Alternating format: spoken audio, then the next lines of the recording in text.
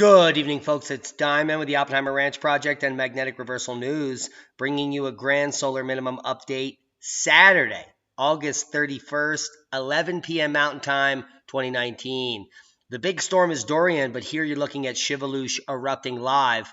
We just clipped this live cam, and it is exploding once again for about the fifth time since the 70,000 foot stratospheric eruption that was covered up back in August 24th.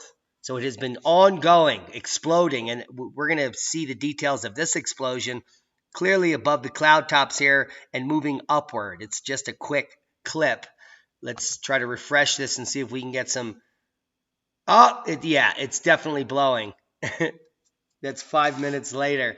So this is an ongoing eruptive event daily, multiple days of eruption across the entire Kamchatka Peninsula covered in ash. We've seen other sources showing us the amount of ejecta, SO4, and other. Oh, can you even imagine how much CO2 this has produced since it's been erupting the last week? Whew. Keep calm. It's boom time. Check out the Aurora. Space weather is peaking. We have been in geomagnetic storm for quite a while and instability, and we'll get to that later. Hurricane Dorian heads for the U.S. mainland. Top story. The models have changed, and it's hooking up the coast. Just like we said, we were the first to report on it before any of the mainstream outlets reported on the change of this path. We had it to you. Trust me, I know what I'm doing. Dorian inches west. And the latest advisories, we're going to get to it. Now,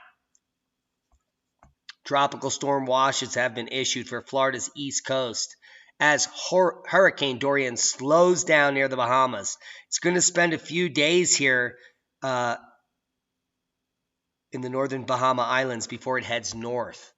And that's the unfortunate thing. Dorian is a Category 4 major hurricane moving through the western Atlantic Ocean.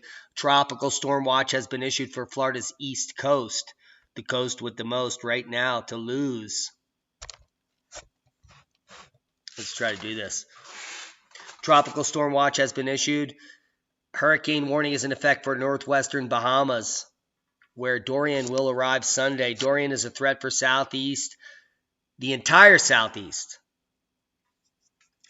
and the coastal southeast only. So if you're in one of those regions that thought it was going to cross Florida and come up into the Panhandle, etc., it's not going to do that.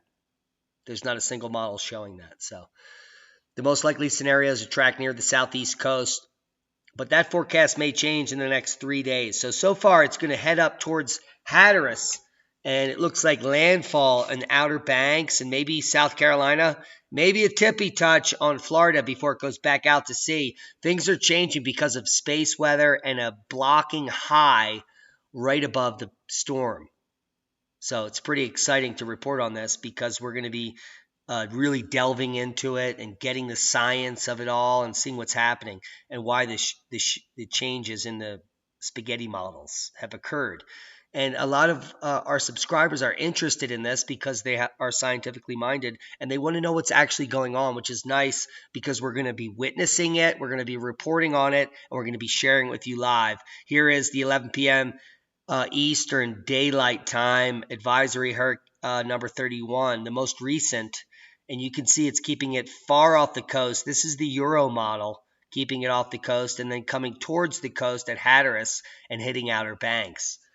That is the ECM model, but the newest runs on the GFS are actually bringing the storm in here towards the Bahamas and then like pumping it towards the coast, riding the coast, and then bringing it back out here.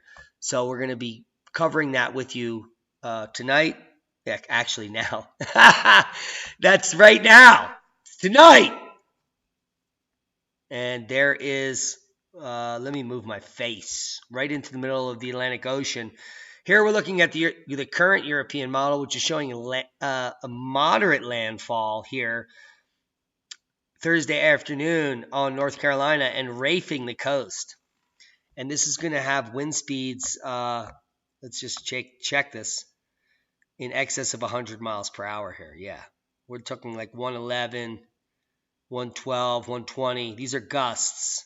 And it's going to go back out to sea here. This is the ECFM model. And let's bring this back just to Monday to show you guys what the European model is showing for Florida while I'm in the middle of the Atlantic Ocean.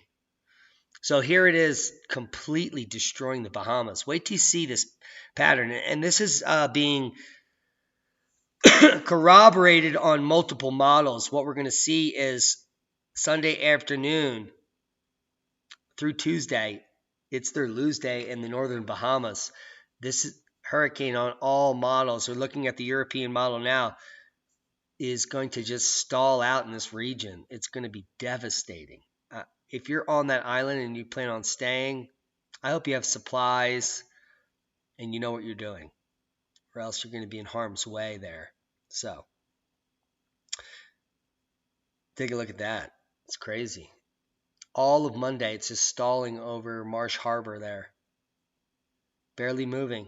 Through your Tuesday, another lose day there in the Bahamas. And according to the European model, it's not even going to come near Florida anymore. Now, the problem with that is there's this huge blocking high that's going to change the models in the next 12 hours. So tomorrow I might do a moderate update in the morning to keep you informed about what's happening. There's the European model. There's no risk to Florida. It's going to be just a moderate flooding and torrential rains on the coast of Georgia, as well as South Carolina and North Carolina. And as we head into Thursday morning, take a look at how close this eye wall, according to these models, is going to get to Charleston, which I predicted days ago would be the main threat area. And then North Carolina, right up the coast here. And unfortunately, Outer Banks is the most susceptible to damage here. And it looks like hurricane force winds or gusts are at least going to touch it for a few hours. It's not going to sustain there. Worst losses north of Nassau here up in Marsh Harbor, according to the European models. Now let's get to that GFS the GFS model scenario. And I believe that these are changing, so stick with us. In about 12 hours, if there's any major changes in these patterns, I will definitely give you an update. But according to the GFS models, and let's get the Gus in there. That's where we're at. Now, the GFS model has been the most accurate for the last 4 days of the current track. And it has been saying the entire time, the GFS model, that there was going to be some landfall in central Florida. I wasn't believing it because I like to go with the European model. But in this case, the GFS model has lined up most accurately with the storm path. So take warning here. This is the most current GFS model. So the storm is going to come off of Marsh Harbor, according to the GFS. I think it's getting the new blocking high numbers here in this region, and it's going to actually push it onto the coast here of central Florida near Daytona and north. Cape Canaveral, heads up. I hope you tied down those rocket ships. So and then an eye forms. So it's actually going to strengthen here by Georgia. And here's the eye wall on the GFS model. Let's just blow it up because it's going to be amazing here. Brunswick, Savannah. Holy Havana. I hope you got your cigars rolled and puffed and dipped in rum and shit, because it's important.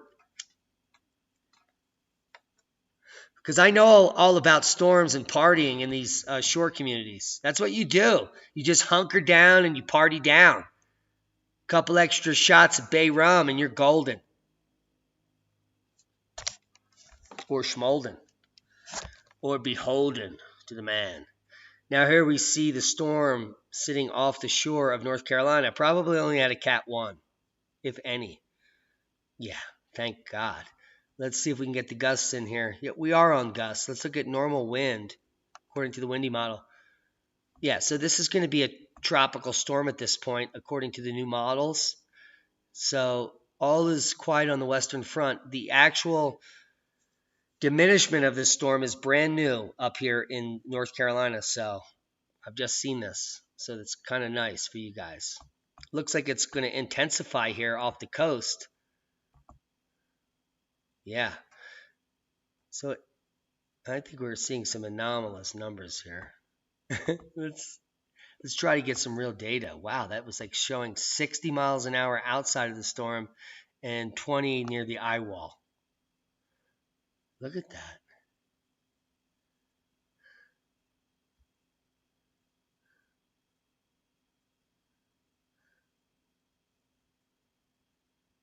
Sheveluch.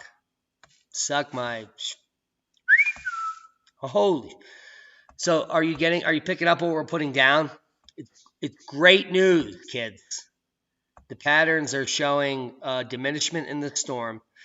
It could rafe the entire coast, and things could change. But according to the current models, you're going to have just minor perturbations on the coast, minor flooding, as this stays offshore. Anything changes, we'll get right back to you. So, good news. Good news. Now, I'm going to show you a video from Tropical Tidbits.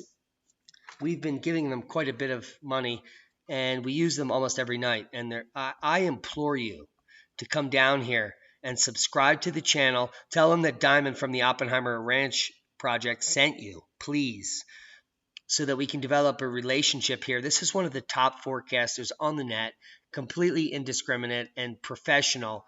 And we'll just run this through for at least a minute or two while we all catch up and do a few dabs.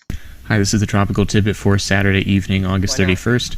As always, the thoughts here are mine alone, and in making decisions regarding Dorian, consult the National Hurricane Center and your local officials for the best information for you.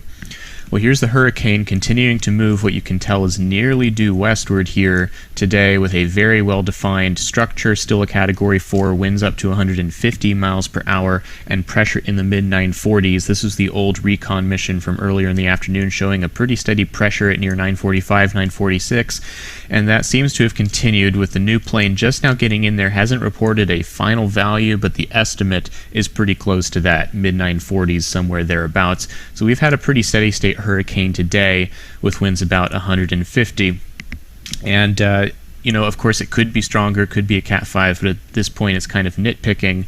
The storm could get stronger eventually. The current things that might be limiting it include the fact that it recently passed over a cooler patch, not really cooler at the surface, but just a shallower layer of warm water, and the warm water gets a little bit deeper as the system moves near the northern Bahamas during the next day or so, and we might, for that reason alone, see the storm get a little bit stronger here. One thing to keep an eye on is the potential for eye wall replacement cycles. If we look at some of the banding on the most recent microwave pass, we'll see that eye there.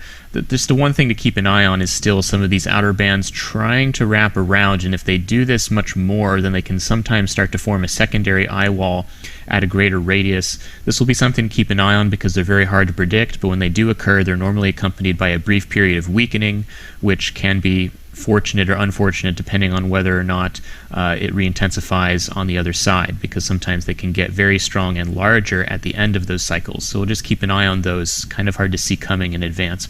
All right, so jumping right into the official forecast graphic today to orient ourselves a little bit, because we've had a storyline with this storm and things are changing and are still fluid. We're still expecting this westward motion to continue and bring the storm's eye very close, if not directly, over the northern Bahamas, specifically the Abaco Islands and or Grand Bahama, and we can see this due west motion still kind of continuing here. Models generally expect it to gain a little bit of latitude before it gets to these islands, some more than others. The GFS on some runs barely misses to the north, still getting him in the eye wall. The European run is a little bit farther south before stalling in here, and we can see that the official forecast is basically on top of these islands, and you can see moving very slowly with these points spaced 12 hours apart. So the storm is moving slowly. This is about the worst case scenario, unfortunately, for these particular islands. A hurricane warning is obviously in effect, hurricane watch for Andros Island. And then we expect, after this slowdown near the Bahamas, to see a turn toward the north. And as a reminder, one of the primary steering feature we're really watching right now is this mid to upper level ridge showing up to the north of the storm, which is currently keeping it on its westward track. That ridge is expected to be eroded by a weak trough coming in from the north and eroding this flank. So when the storm gets in here, it starts to encounter steering currents that are very weak, and then it will eventually start turning toward the north, toward the void that is left behind when this ridge weakens. Now, the timing of this turn is absolutely essential. The trend today, relative to the last few days, has obviously been good news. As all of you know, the forecast track is now offshore. It was onshore earlier, and we've seen it shift toward the east now, and most of the models now agree that the most likely scenario is that the eye stays offshore Florida and potentially offshore of the United States entirely, though it still gets much closer to the Carolinas than it does to Florida on most model runs. It's important to remember that we're still talking in total here about a 5-day forecast. Now, you might remember when the 5-day forecast was just including Florida. You can see that the forecast has changed a bit since then. It shifted. We're still talking about that level of uncertainty up here in the Carolinas and Georgia, and even for Florida, this is day 3. There's a lot of slow movement in here, and when steering currents are weak, especially when steering currents are weak, very small changes can matter a lot, because if the models have that data just a little bit wrong, or if something is off, or there's a little bit of an error, this track can easily shift. And so we have to watch the timing of this turn very carefully. And I'll give you an illustration of one little difference that we found today. In looking at the steering of this storm, often the recon planes go out and they sample steering features like this ridge to get data so that the models can be more accurate. And we've had a mission doing that today. It's called the G4 aircraft, and it's taken some measurements within this ridge to the north of the storm. A lot of these got into the 18Z model runs, and the only one we have right now really is the GFS. And I'll just show you, this is a GIF of the last 3 runs of the GFS. So this is the one from 2 a.m. this morning, the run from 8 a.m. this morning, and the one from 2 p.m. this afternoon. And these are all valid on Tuesday. Now, guys, I just want to chime in here. What he's showing you here is in the last 3 runs, they're showing you that Hurricane Dorian is getting closer and closer to the Florida coast on the GFS runs. What he's showing you is that it's getting closer and closer to the coast on the runs. So heads up on that. From 2 p.m. this afternoon. So and these are all valid. As you just saw it go blippity bloppity blue closer to Florida, is showing it getting closer and closer. And that's because of a blocking high up here that's going to change the models as we move forward.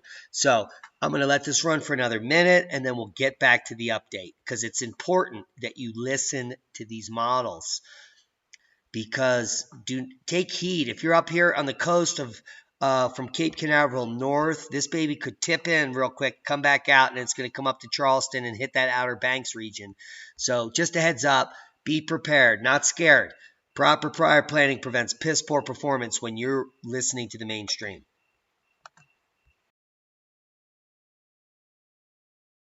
On Tuesday afternoon at 2 p.m. Eastern Time, and you can see that the trend has been a little bit more toward Florida on these particular runs because the ridge has been sampled by these drop zones to be a little bit stronger on the GFS. So far as I can tell, that's the reason. And the reason it gets closer to Florida on this latest run is because the storm, because the ridge is stronger, it's steering it westward faster just a little bit, by a hair, but it gets farther west in the northern Bahamas before making the turn. And again, where does this turn happen? Very important. So if the storm is moving a little bit faster than expected, it'll get farther west before the ridge to the north weakens. It's all about the timing. So if the storm gets here earlier, it will get farther to the west before turning up. Likewise, if it's slower, it won't get as far west before making the turn. And it's a very subtle thing. So what I'm trying to say is we're not done potentially seeing little shifts in the track. Perhaps nothing drastic, and the most likely solution still keeps the storm offshore, but especially on some of these latest runs today, we're seeing evidence that the ridge might be a little stronger and the storm might get uncomfortably close to the Florida coastline. Let me just share with you the H-Wharf run that came out from this same cycle on 18Z, and you can see, let me scroll down here, that the storm moves into the Bahamas, slows down in here, and now the question is how close does it get to the coast? And you can see it sort of starts drifting. It gets pretty close here. We've got the tropical storm force wind field onshore in south central Florida, and then it starts to make its crawl up the coast here. And you can see that the hurricane force wind field is in purple. This is getting onshore in Florida. This would be a situation where these areas of the coastline are under a hurricane warning. No, the eye is not onshore,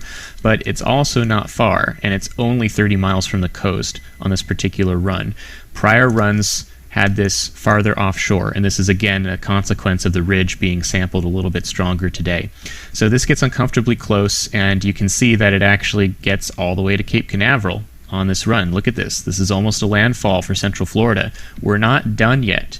In fact, I'm just seeing some of these new frames for the first time. It is onshore on this particular 18Z run, and this is something we got to take seriously, folks, and don't assume just because that the trend has been our friend recently and that this cone is shifted farther east, that doesn't mean it's not going to shift back. We just don't know that kind of detail. It's a very subtle thing with the storm stalling like this and moving very slowly, so please don't invert your preparations. Keep those preparations in place, because we could be dealing with a situation where the storm is close enough to cause dangerous conditions, and it could parallel the entire coastline of the southeastern U.S. So if we're talking about Georgia, if we're talking about the Carolinas, same thing, especially if the storm stays offshore Florida. It's bad news up here because the storm could stay offshore Florida and then try to sneak right in here, close to Savannah, close to Charleston, and then on up the coast, we could be dealing with storm surge. And that's going to be one of the especially big problems I want to point out, is that even if, let's pretend this run doesn't even make landfall, even if the run comes up the coast here,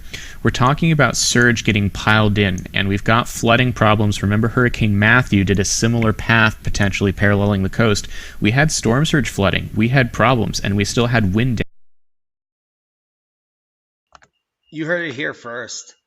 I mean, the potential for storm surge and flooding all the way up the coast is insane, especially with the new models. So stick with us through tomorrow, and if the models agree and the GFS is now trending this towards the coast, it could literally be 1,500 miles of storm surge and devastation up the East Coast, and it's currently looking about 50% chance for that. So heads up. Saffir-Simpson scale says this is going to stay Cat 3, 4, and 5 for most of the journey up to the Outer Banks. Now let's get on with the update. Prince Edward Island potato growers look at new varieties to help with climate change. If you read the actual article, the climate change is cooling. It's later springs and earlier frosts for new varieties. And in the middle of the article, they talk about it being really hot. Total Chart, Ag Weather Forum, Rockville, Maryland. This is just coming out and yesterday, and it's looking devastating.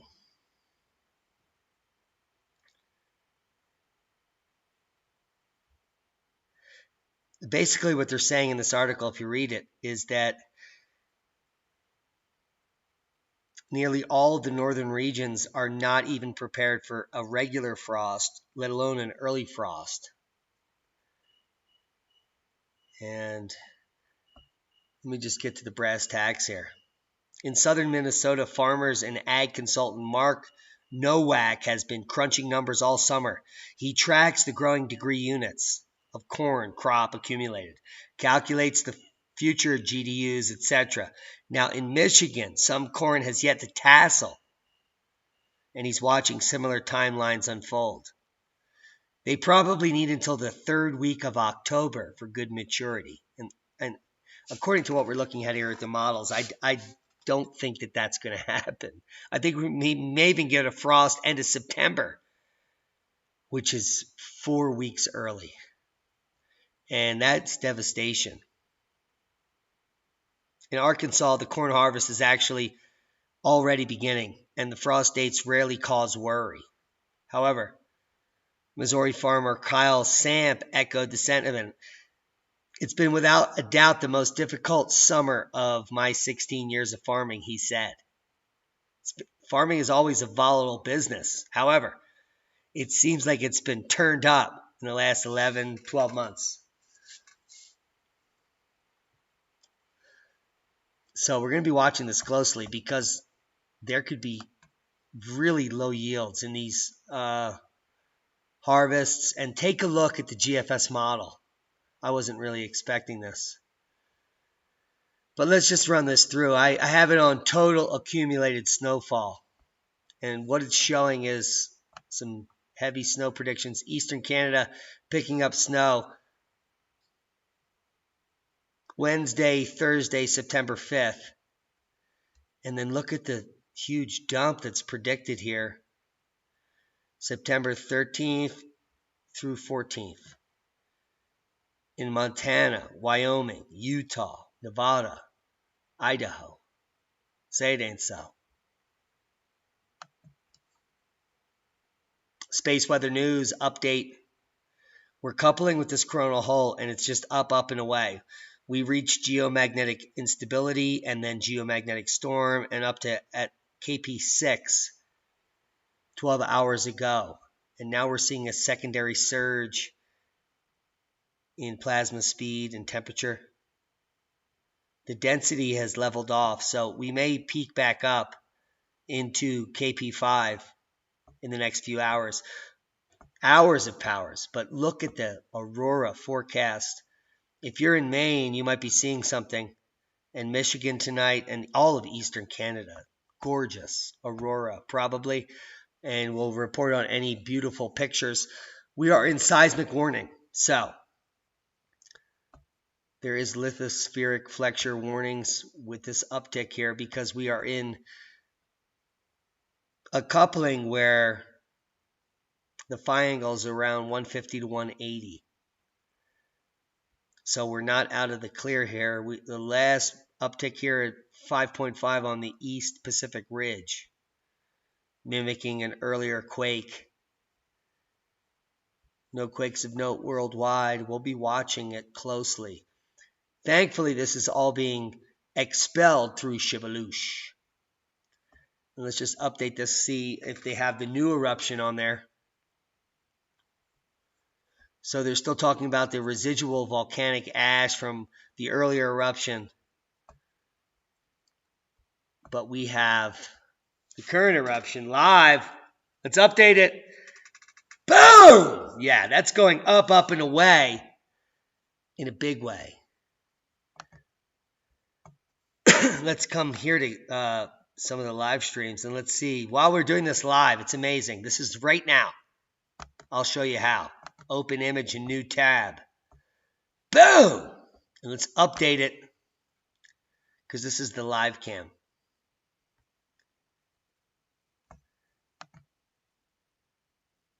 Okay, that's the current eruptive height. It's still going up, up, and away in a big way. So we're going to be watching this closely as Sheveluch probably erupting to 34,000, 40,000 feet right here. This is some really high cirrus clouds, and that's where we're at. And explosive activity has continued, and you can see here that for the last 48 to 72 hours, volcanic ash has been from 12,000 to 34,000 feet continuously. 34,000 feet residual ash. And this event has been ongoing for days and days and days. And thousands of square miles have been covered with ash in this region. Boom! Up, up, and away. Still going.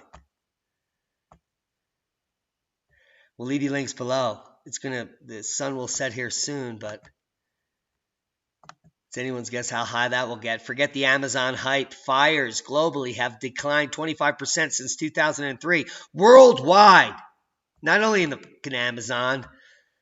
Let's not let these alarmists get a second on us. Look at that. Global burned area. Boom! Shit, I love it when a plan comes together. I hate it when Sheveluch erupts so much that it erupts every fucking day since the 70,000 foot eruption was hidden from you. God. Facts are a bitch. You want to know about more facts that are a bitch? Come see my friend David Dubine. He was interviewed here at InfoWars just the other day. And you want to know about the truth about agriculture? Come check out my friend on the other side of the globe. 31 minutes of awesome coverage. Not CO2. You could see how the governments would really need to start to control people, reel it in. You could see how the police state's been unfurled since 9/11, all just in time for this reset that we're going to go through. And now tonight, when we do talk, I don't want this to be about fear. It's not a fear-mongering type of discussion. It's more about, here's the problem. Now let's talk about some solutions, because we're all in this together, all of us. Yeah, I think it's very interesting too. We're going to go through this. Yeah, I think it's very interesting too. When I looked at this, I thought, well, that's interesting, because we have a climate cycle that's going to align with this UN 2030 agenda. And I've talked for quite some time about a historical cycle of generations that Strauss and Howe talked about, the fourth turning. That also aligns with this same date. So we got two cycles, one that's been identified historically from a human standpoint.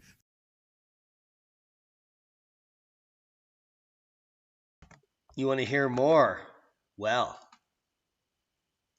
check out the links below. If you don't know where they are, please ask somebody, because you're really missing out. Proper prior planning prevents piss poor performance in a new world of boom knowledge.